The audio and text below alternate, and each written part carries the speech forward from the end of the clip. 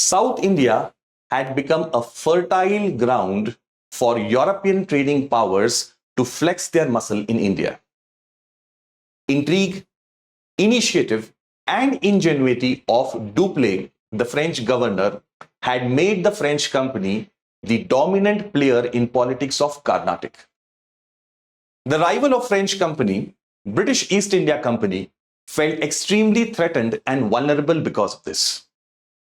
They responded with characteristic resoluteness, doggedness, which we associate with British during this part of their history. What ensued was a series of conflicts between these powers, which we have studied in our last episode as the Carnatic Wars or Anglo-French Wars. The first two of these wars remained inconclusive, but the third one will not. The reason for decisive victory of East India Company in the Third War is hidden not just in South India, but also in the far away, fertile and flourishing plains of Bengal.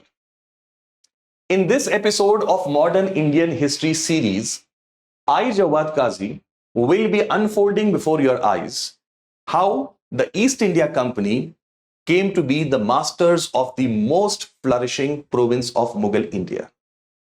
How they were able to unseat the rule of the Nawabs in this province and pave the way for their rise in subsequent period and unfold the British Raj is what we are going to see today. The story of this rise starts from the ascendancy of young Nawab Siraj-ud-Daulah as Nawab of Bengal. His great illustrious grandfather, Ali Vardi Khan, had passed away in 1756, nominating Nawab Siraj as his successor. Nawab Siraj came to the throne, but not as easily as he would have liked to. Nawab Siraj was challenged by many amongst his own relatives. This included one of his own aunts from his mother's side, Ghaziti Begum, whose husband was the Subedar of Dhaka. The second challenger was his own cousin Shaukat Jung, governor of Purnia, again cousin from his mother's side. The English East India Company was also constantly eyeing to increase its influence in Bengal. East India Company felt extremely vulnerable as wars were going on in South India with the French company, and it will always try to strengthen its position in the most prosperous province of India at that point of time. Along with these challenges, there were also many at the court of the Nawab who would rather want to see another person as the Nawab of Bengal. Who all did this include? This included the famous Jagat Seths, about whom we have discussed earlier. The unbelievable rise of this rich banking family of Jagat Seths is truly phenomenal in the history of Bengal.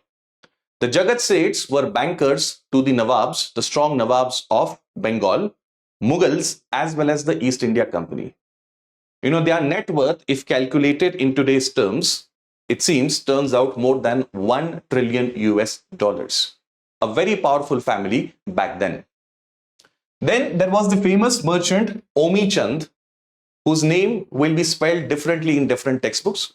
In some textbooks, you will see it as Umi, U-M-I Chand, and in some textbooks as Amir Chand also. It is basically the same person, a rich Indian merchant who had a lot of things at stake based on the Nawab's policies.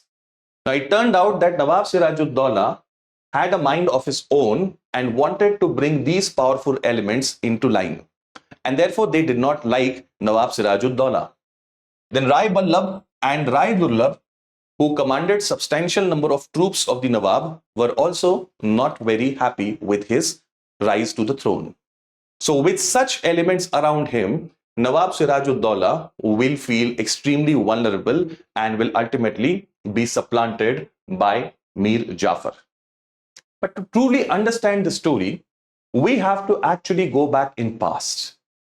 This story of rise of East India Company in Bengal has its seeds sown 5 decades ago, 5 decades earlier, in the Farman of 1717. Farrukh Siyar, the puppet Mughal ruler, had issued this famous Farman of 1717, which is referred to as the Magna Carta of East India Company. We have discussed this in our earlier lecture, but it's crucial to take a quick recap here also. As per this Farman, several trade concessions were given to East India Company in various Mughal provinces like Gujarat, Bengal, and Hyderabad. They were given exemption of taxes from Bengal. Whatever taxes they had to pay in Bengal were exempted in return for an annual fee, which was just a small fraction of what they would have otherwise paid as taxes to the Bengal exchequer. For this purpose, the East India Company was allowed to issue a document which is called as Dastak. To ensure that there was smooth passage of East India Company's goods at places where taxes were levied, EIC was allowed to issue a document called as Dastak, which certified that the products belonged to East India Company and consequently they were exempt from taxation. These Dastaks would later be abused and become the casus belli in this conflict. We will see that shortly.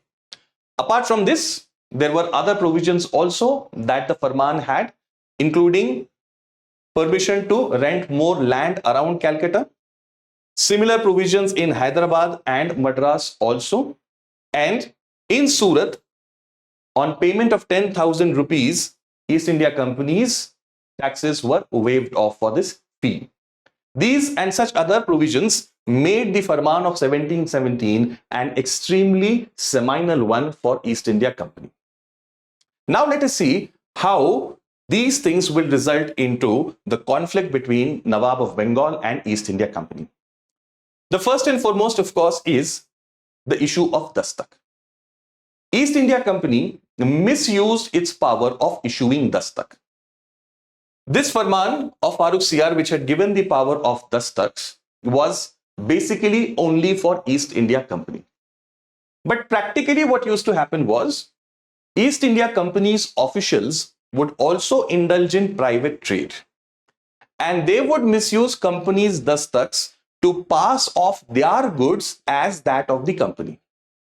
Now, this was clearly unfair because the Farman was intended only for companies' goods and not that of private officials of the East India Company. Company as such was not a good paymaster back then.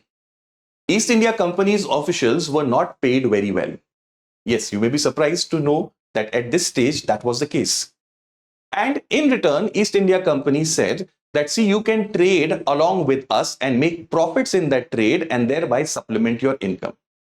So East India Company's official did not have any other opportunity to get rich apart from, trading themselves also. And while doing that, they constantly tried to abuse this provision of Dastak.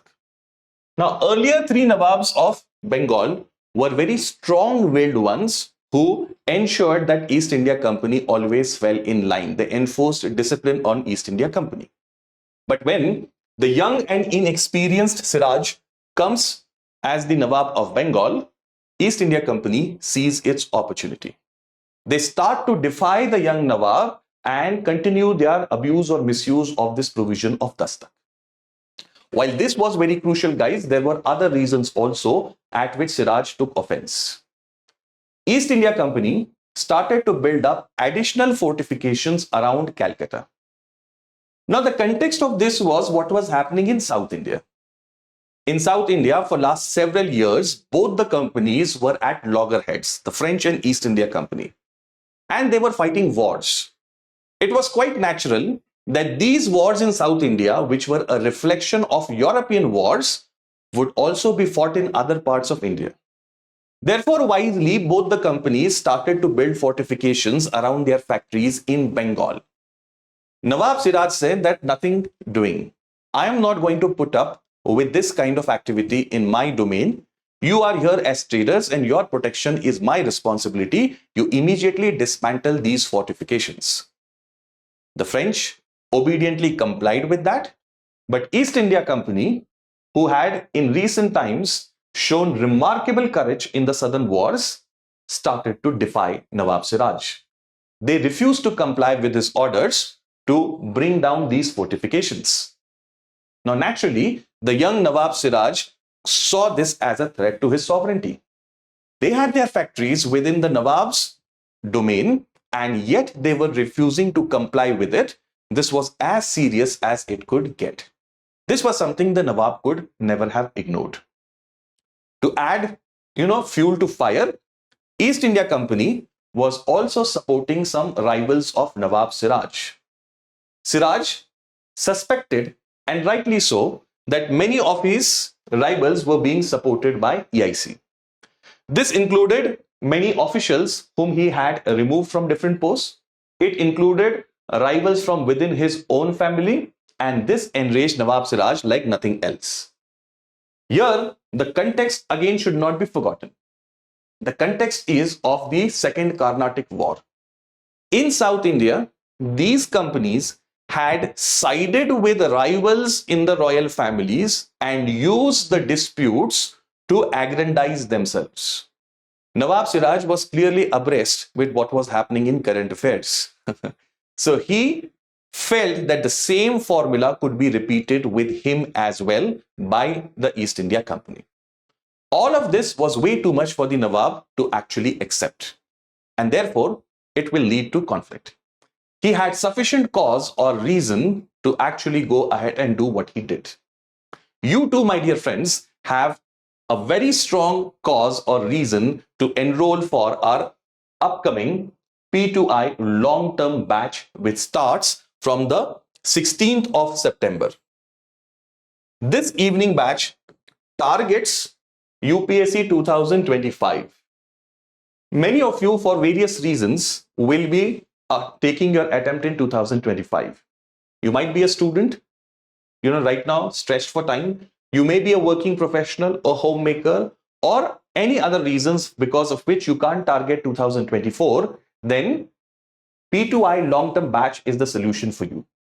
This batch, over this horizon of 2 years, prepares you robustly so that you can go on and take the challenge of UPSC Civil Services exam. Nawab Siraj-ud-Daulah was not amply prepared for the challenge that he would face with the East India Company. At StudyIQ IAS, we will ensure that you are sufficiently well prepared through our classroom engagement, study material, notes, mentoring, regular tests, and a lot more, so that you can take 2025 as your first and best attempt. Guys, immediately take the call and enroll for this batch using my code JDLIVE so that you get a substantial discount on the course. Instead of 70,000, you will be paying just around 36,000 for this course. Apart from this, we also have just started our September P2I foundation batch, which is for 1 year and targets 2024's attempt. That batch too is available for you, and you can use my code for enrolling in that batch as well. To get PDFs of my notes, you can reach my Telegram channel using this QR code and download them and get many more updates about my lectures, study material, so on and so forth. Coming back to Bengal, let us understand the backdrop of this Battle of Buxar. What exactly is happening?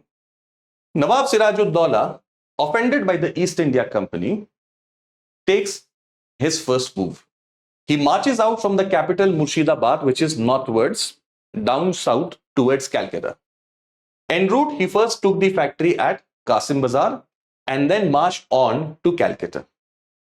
After coming to Calcutta, seeing the massive army of Nawab Siraj-ud-Daulah, the company officials lost heart. They vacated Calcutta, the factory as such, and took refuge in an island called as Fulta on the Hooghly River, safe distance from the Nawab's army and away from Calcutta. But while most officials went away, some laggards could not, and they were caught by Siraj's army inside the factory, Fort William. At this point, an unfortunate incident took place, which is referred to as the Black Hole Tragedy.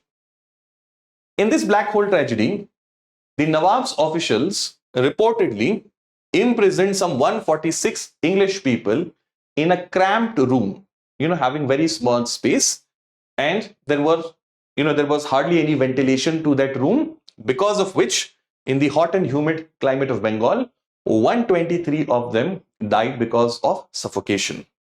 This came to be known as the black hole tragedy. Now, although the veracity of this is debated, and a lot of historians have said that this is an exaggeration, number one, and number two, this was not done at the orders of Nawab Siraj-ud-Daulah. Nevertheless, this had immense propaganda value for the shrewd Lord Clive. After escaping to Fulta, British officials asked for help from Madras. Robert Clive, the hero of the Second Anglo-Carnatic War, now made his decisive move. He arrived in Bengal to take charge of the situation. And this will now alter the course of this conflict. Before we go ahead, just so that you have a quick overview of the geography, we'll see this map. This is the province of Bengal, Bihar, and here is Plassey. Okay, and further down south you have Calcutta on Hooghly River. This here is Madras, where the British are present, and it was from here via the sea route that Lord Clive had come to Bengal along with Admiral Watson with a strong army. And by the way, we have seen in earlier episodes maps, this southern region is called as Carnatic. This is Mysore, back then ruled by Hyder Ali, Nizam's territories, and a huge swath occupied by the Marathas. So this is what the polity of India resembles at this point. Let's go ahead and see how the Battle of Plassey was actually fought. Lord Clive came back and immediately first took control of Calcutta. In the wars in South India, Lord Clive had shown that he was a fearless, lion-like leader, known for his boldness, known for his aggression. But in this Battle of Plassey, he will show us a completely different side of his personality. If he was a fearless lion in the southern wars, here he will come across as a shrewd fox. Lord Clive had very well understood that there were rumblings in Bengal. The rise of Nawab Siraj-ud-Daulah was not liked by many different elements. And he tried to foster a conspiracy by getting these disgruntled elements on board. The most significant player here was Mir Jafar, who was the paymaster of the Nawab's army, Mir Bakshi. You remember the Mughal structure is largely replicated in Mughal provinces. So we had a very powerful official called as Mir Bakshi, the position who was, Mir Jafar was occupying that post. Then there were the famous Jagat Seths, the family of Jagat Seth, Ami Chand, Omi Chand, both are the same, Rai Durlab, an important commander, so on and so forth. So there were many such elements who were disgruntled, who wanted to see Nawab Siraj-ud-Daulah done away with for their own interest, and therefore Lord Clive uses all of them. The Jagat Seths, whose wealth was being threatened by Nawab Siraj-ud-Daulah, promised a huge astronomical sum to East India Company for getting Nawab Siraj-ud-Daulah off the throne. They were also ready to pay a recurring expense to East India Company in Bengal. So finances were there, military was there. Lord Clive stitched together this shrewd conspiracy. He first took Calcutta back and then threatened Nawab Siraj-ud-Daulah with a war if his conditions were not fulfilled. Nawab Siraj-ud-Daulah had already become arrogant, having taken over Calcutta earlier. And in any case, the conditions were designed in such a manner that the Nawab could never have accepted it. So the Nawab once again resolutely comes out of his capital Murshidabad and marches towards south to take on or face the British army under Lord Clive. Now this army that Nawab was leading had substantial part of it commanded by Mir Jafar, the person who had already entered into a secret understanding with Lord Clive. These two armies met at a place called as Plassey or Palashi in local language, anglicized as Plassey, on 23rd of June 1757, a very crucial day in the history of India. On this day, East India Company was easily able to win the battle through conspiracy. The troops under Mir Jafar and other sold out commanders did not participate in the fighting. Only a few loyal commanders fought and they suffered losses. Nawab Sirajud-Dowla was advised by Mir Jafar to leave the battlefield considering his safety. The gullible young Nawab believed Mir Jafar and tried to leave for Murshidabad, and a few hours after that, Lord Clive and Mir Jafar together, they will advance towards the capital Murshidabad. Siraj en route realized his mistake. He was captured and then executed after it.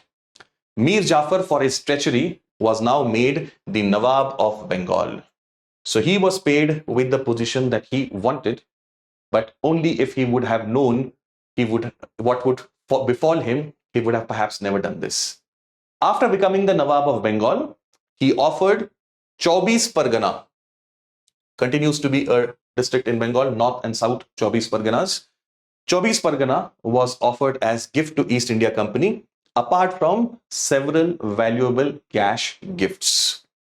Clive was made the governor of Bengal for a brief while, and this will be his first tenure as governor of Bengal. He will come back again after the Battle of Buxar.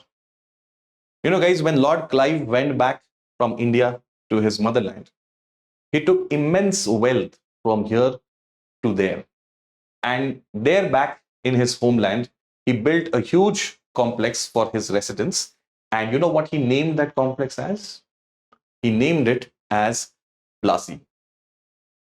He named it as Plassey. You know, to remember that famous battle, or the battle that never was a battle, he named that place as Plassey. Lord Clive was, criticized a lot when he went back to England. People used to deride him for his methods. There was impeachment proceedings also that were there was an inquiry that was set up on him in London. Anyways, we'll come to that story later. Let us now see what was the significance of this Battle of Plassey. Plassey paved the way. What do we mean by paved the way? It made easy the rise of British mastery over Bengal.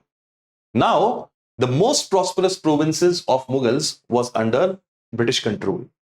Bengal's textiles, Bengal's agricultural products, Bengal's handicrafts, all of these were immensely popular in Southeast Asia or in other parts of India, as well as in rest of the world. East India Company now had duty-free access to all of these products. Nawab had virtually become their puppet, much like what the companies were doing in South India.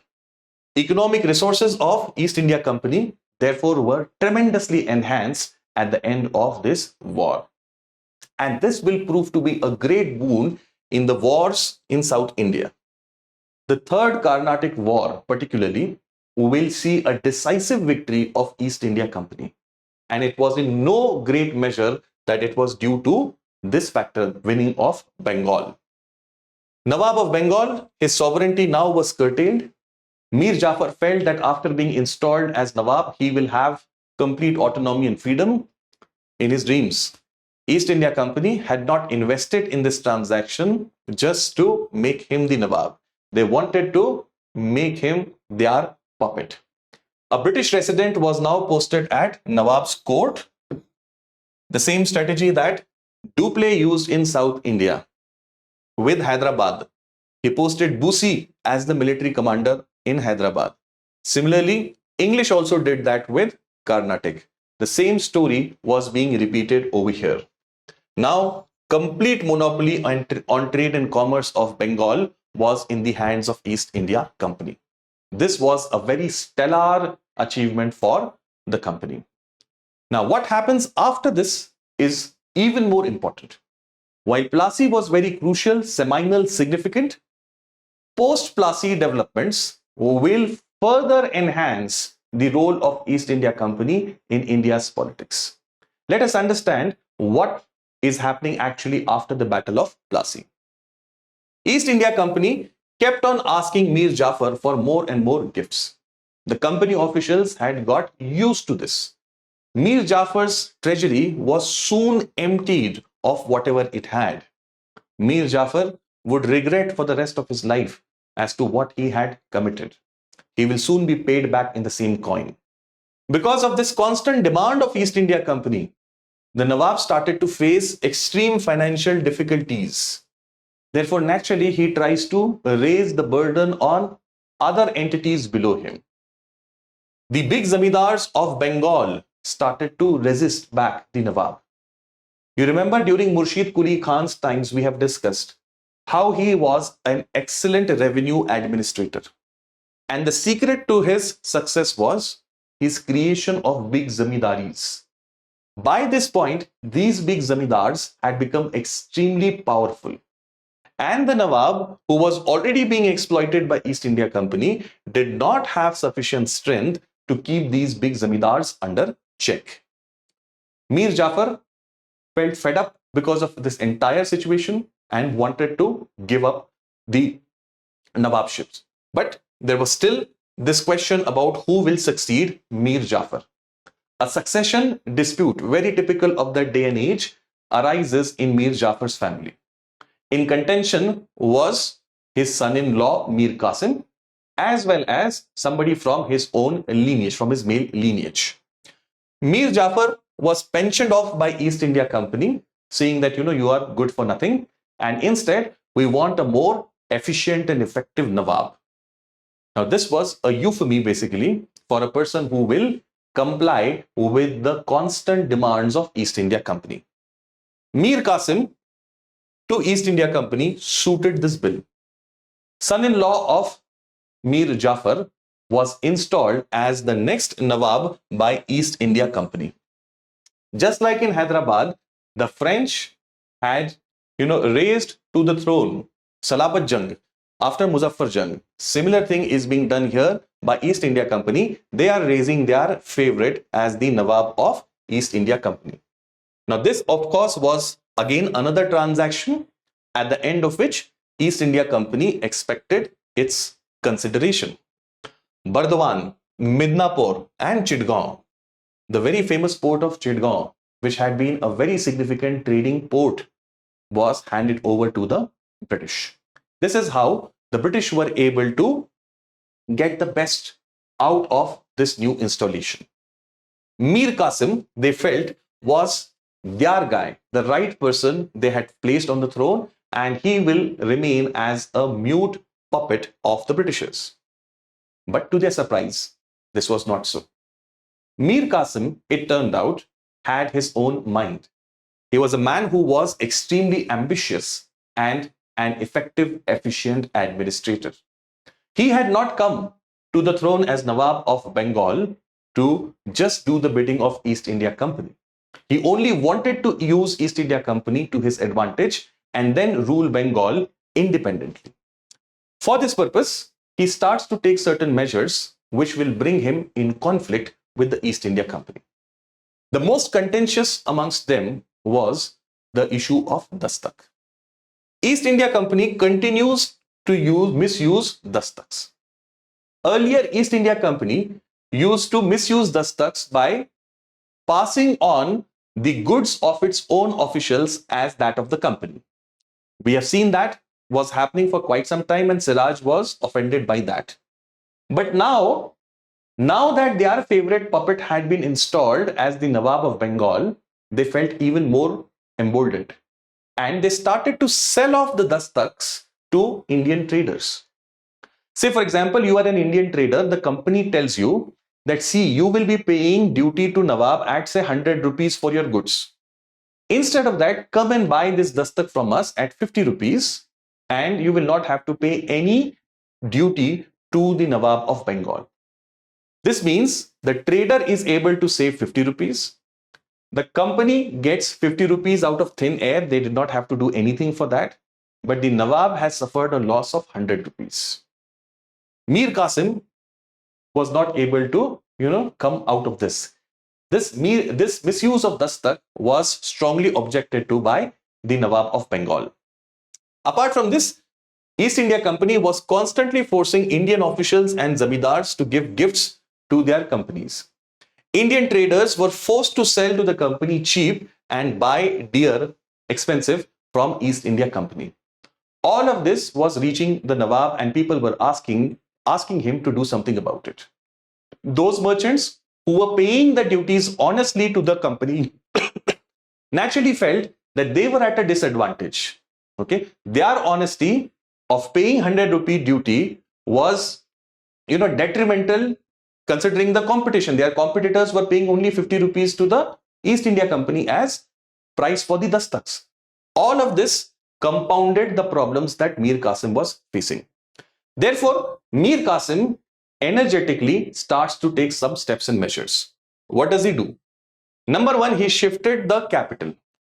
From Murshidabad, he shifts his capital to Munger in Bihar, eastern Bihar. He did this so that he could be away from the environment of conspiracies. Those elements who had been sold out to the Britishers were always keeping a watch on the moves of the Nawab.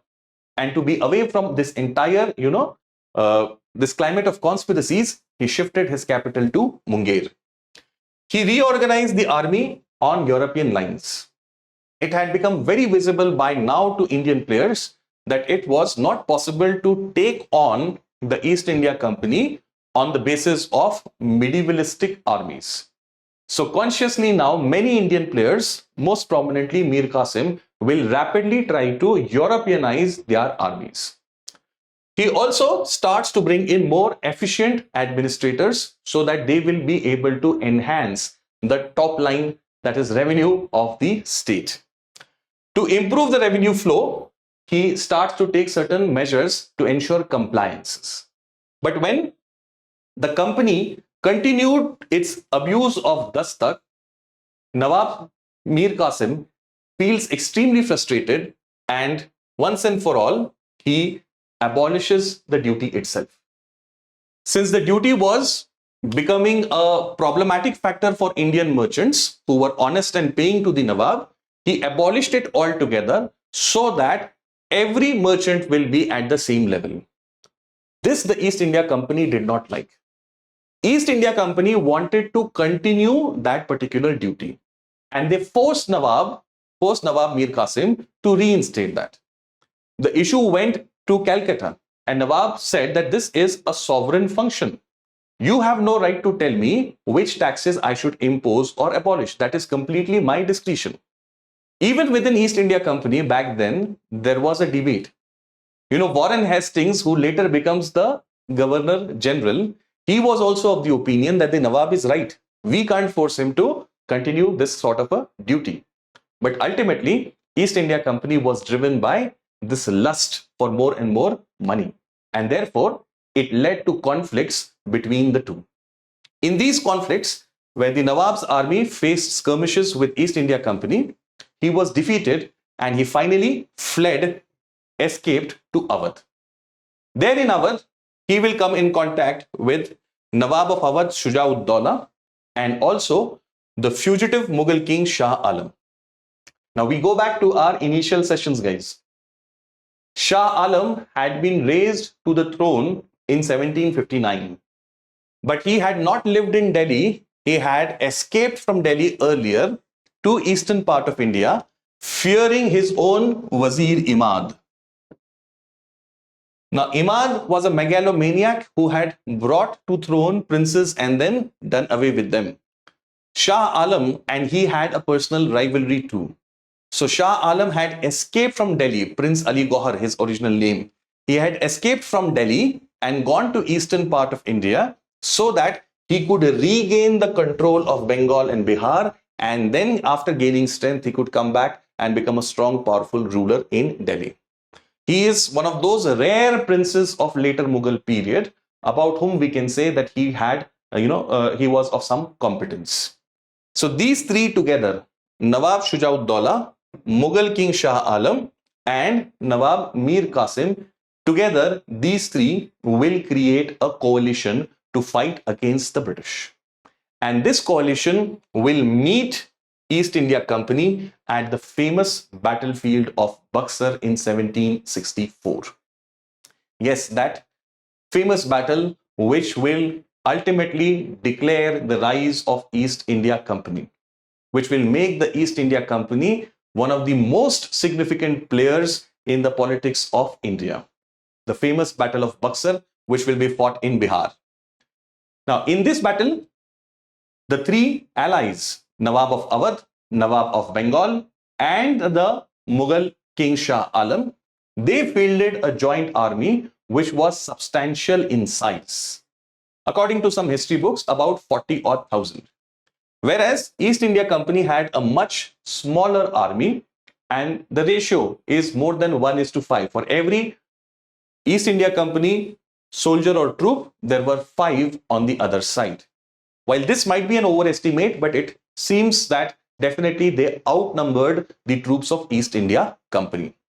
British troops under Hector Munro fought bravely. The other side also put its complete back into it. But the modern, Europeanized, trained, disciplined, and drilled troops proved to be, way too outclass than the medievalistic type Indian army, which relied more on numbers. Now, it was not as if Indian troops were also not trained on Western lines. Yes, some of them were, but then the level to which East India Company's troops were trained, drilled, and war ready, Indian troops were not, and therefore they meet a great debacle. This coalition is defeated. Mir Jafar, after this, once again is reinstated as the Nawab of Bengal. East India Company calls him back and they say that, you were a better guy than Mir Qasim. Okay, we'd rather have an inefficient, indolent fellow rather than having an ambitious, energetic one. So Mir Jafar is reinstated back as the Nawab of Bengal. Mir Jafar now handed over several more districts and permitted it to do complete duty-free trade in Bengal. After his death, his minor son was appointed as Nawab under complete English control. Clive now once again returned as governor of Bengal. So he had come after Plassey and remained as governor for some time and then gone back. Now after Battle of Buxar, once again Clive is brought back, this time again as governor of Bengal. He worked now to establish British supremacy over this entire region.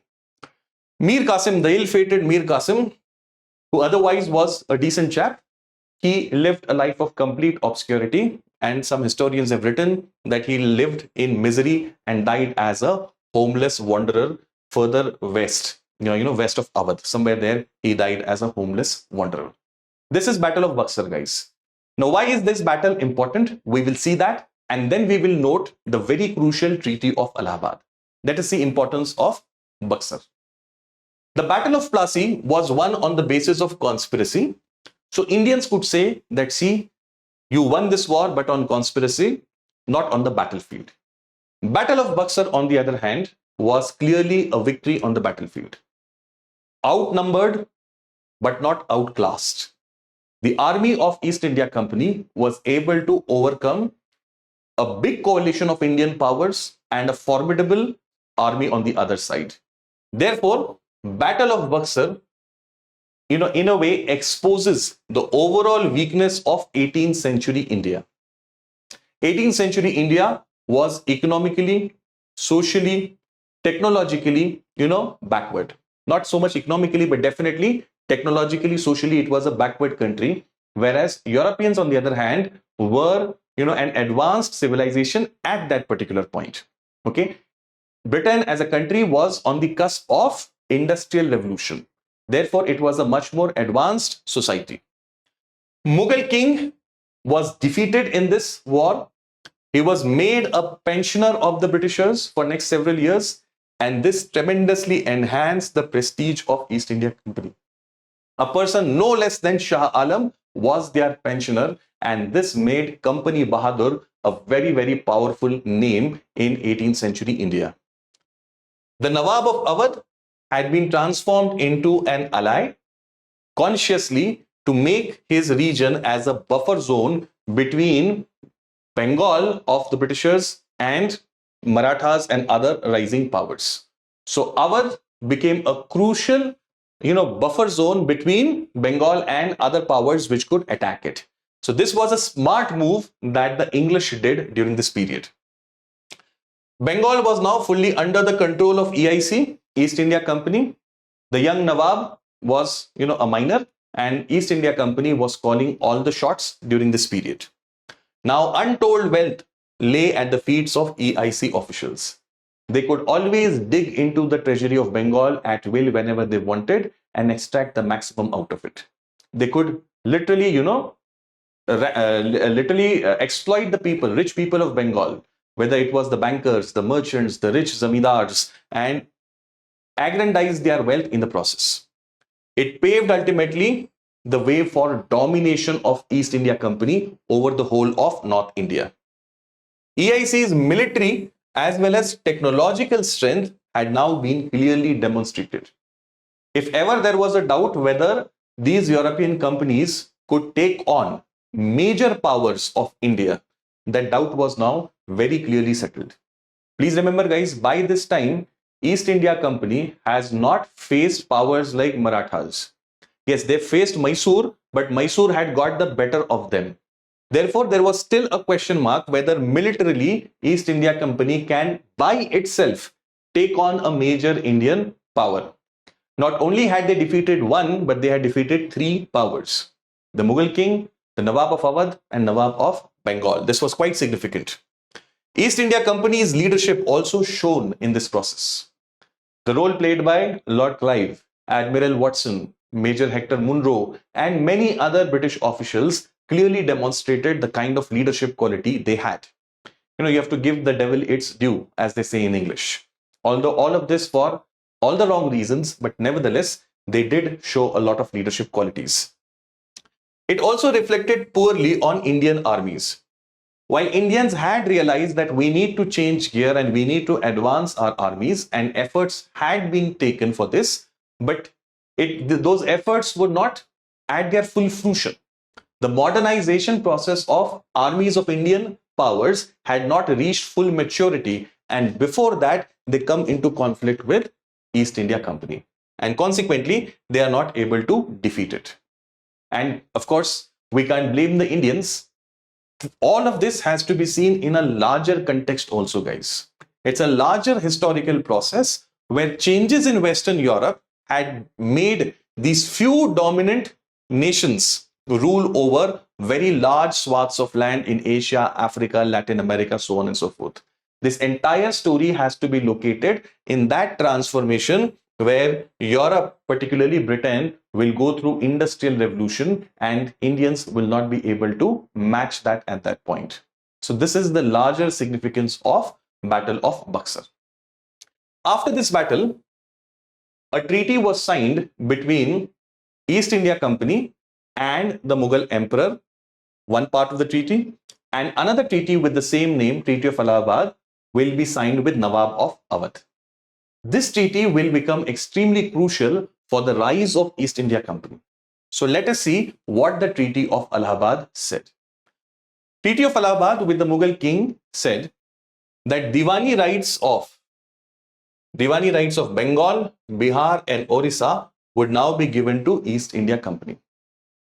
Okay.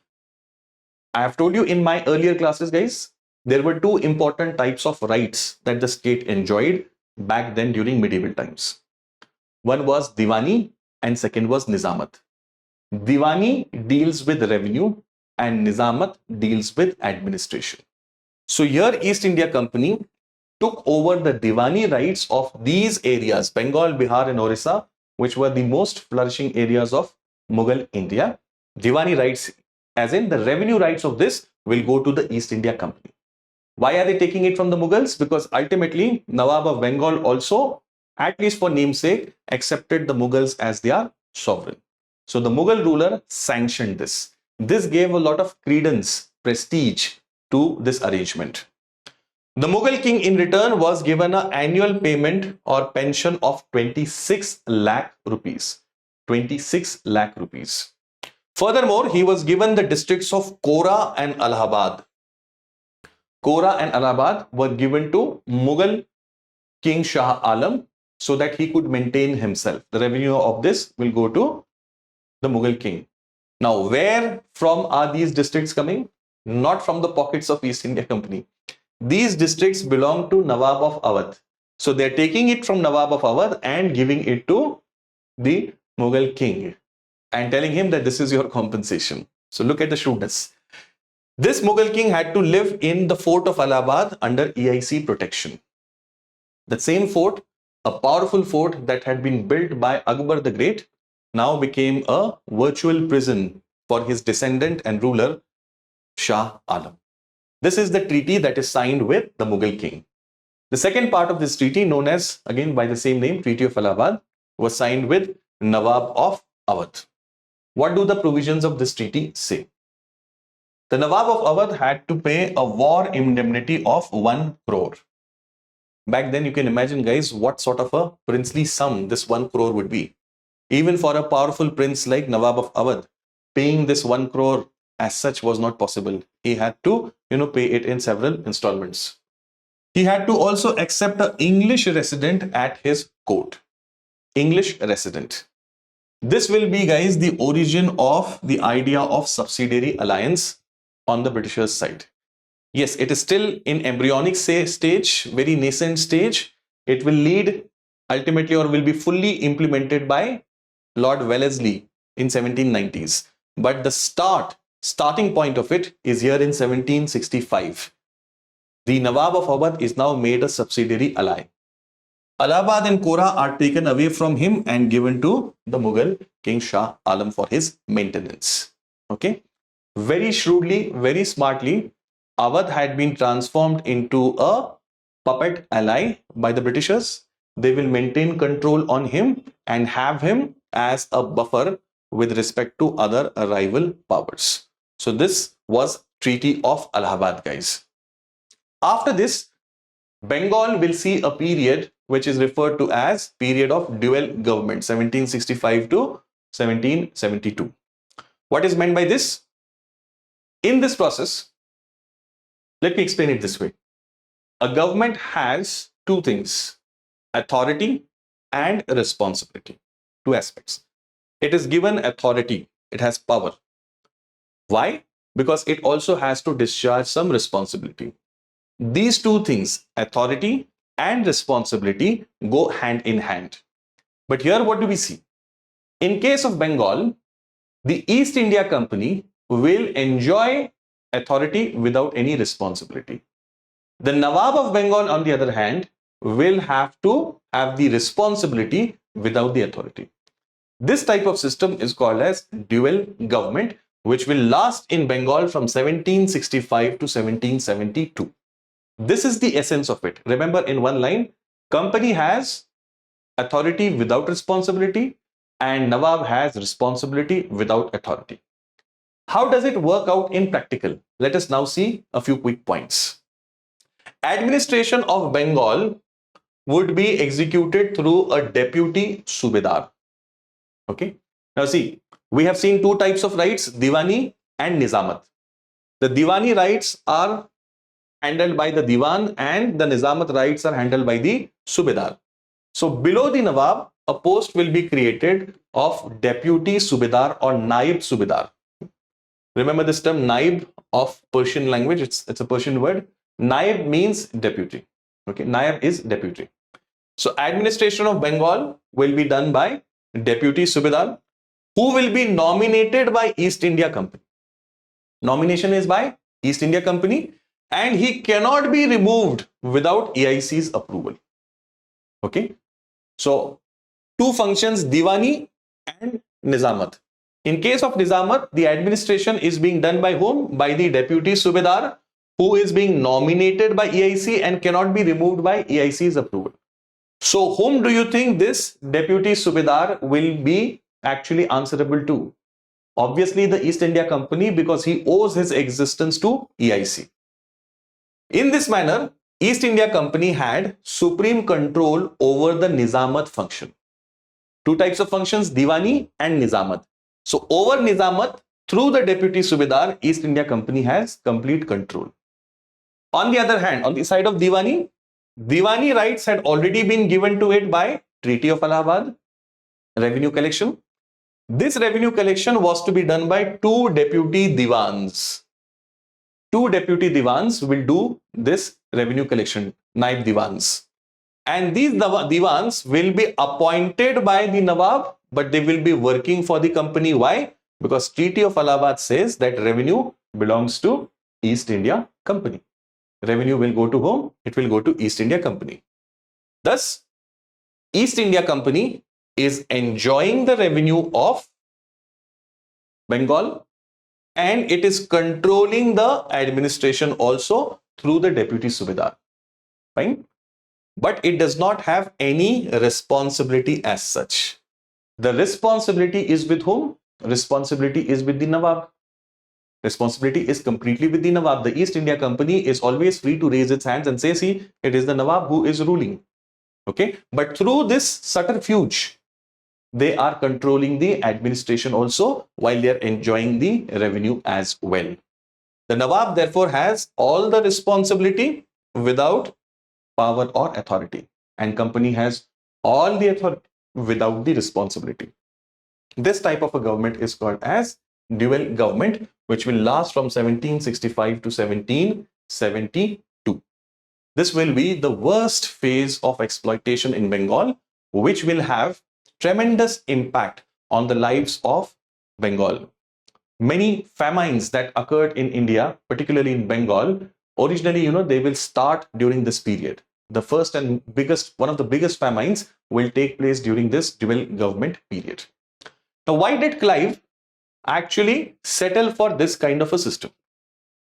He had comprehensively defeated the Nawab of Bengal, Nawab of Bengal, Awadh, and the Mughal king. He could very well have back then itself declared that the Britishers are the whole and sole rulers of Bengal, Bihar, Orissa. The Mughal king, the two Nawabs, did not have any other option but to accept it. But then Clive uses this facade. Okay, the real powers are with the company, but they are not showing their claws as such. They are concealing it behind the facade of Nawab of Bengal. Why does he do it? What is the rationale behind it? We'll try to understand in Clive's own justification. Clive said that open assumption of power would have clearly exposed the ulterior motives of East India Company. East India Company wanted to keep the fiction alive. See, we are mere traders, we are honest traders. It's just that we want to earn more and more profit, and we are ready to be fair.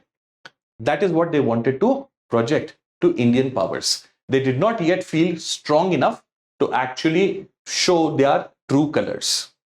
Second, after this, other companies would have objected to this, to submit to EIC.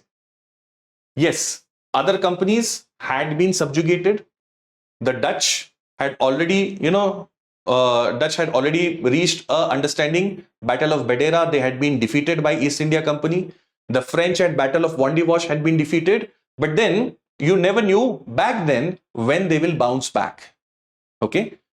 In the hindsight, we know that French, Dutch, nobody will play any significant role after this period. But Clive did not know about it, of course, what is held in future. Therefore, he was cautious about not giving other companies any opportunity at this. He did not want the companies to actually challenge EIC.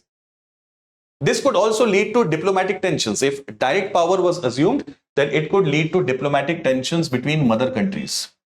Already Europe had seen two major wars in recent decades.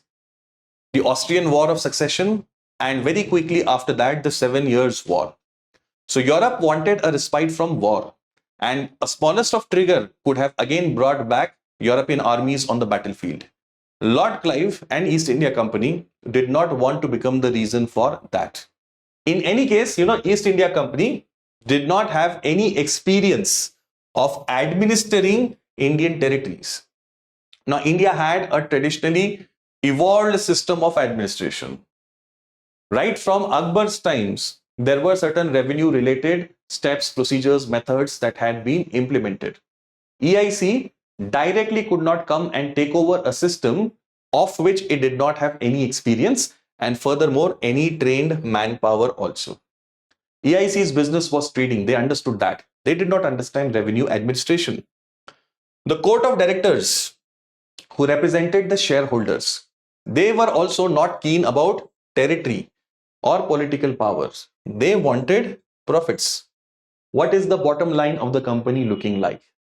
Despite all its stellar successes on the battlefield, East India Company's bottom line had plummeted.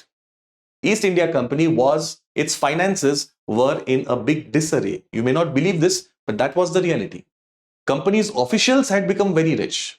Clive had become a very rich man, but the company per se was going through a very bad financial patch at this time. Naturally, the owners of the company will not appreciate this new headache.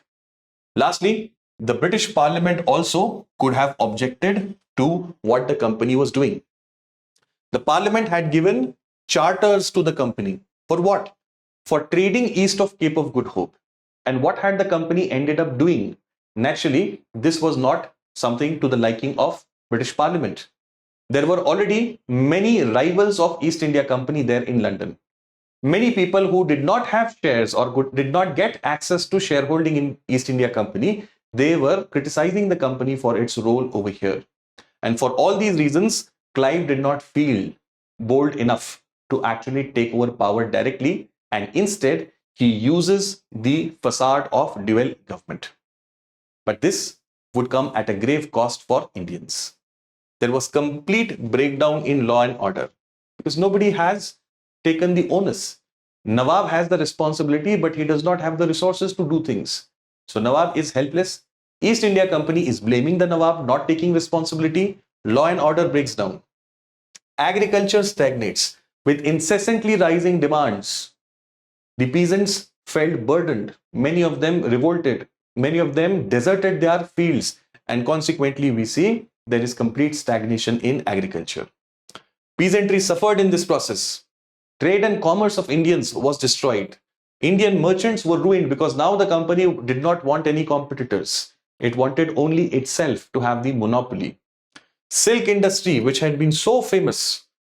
In our earlier lectures, we have discussed how popular Bengal's products, especially silk, were. It was sabotaged. The weavers of Bengal were completely destroyed. And finally, Bengal will see the first of famines, the Great Bengal famine of 1770-73.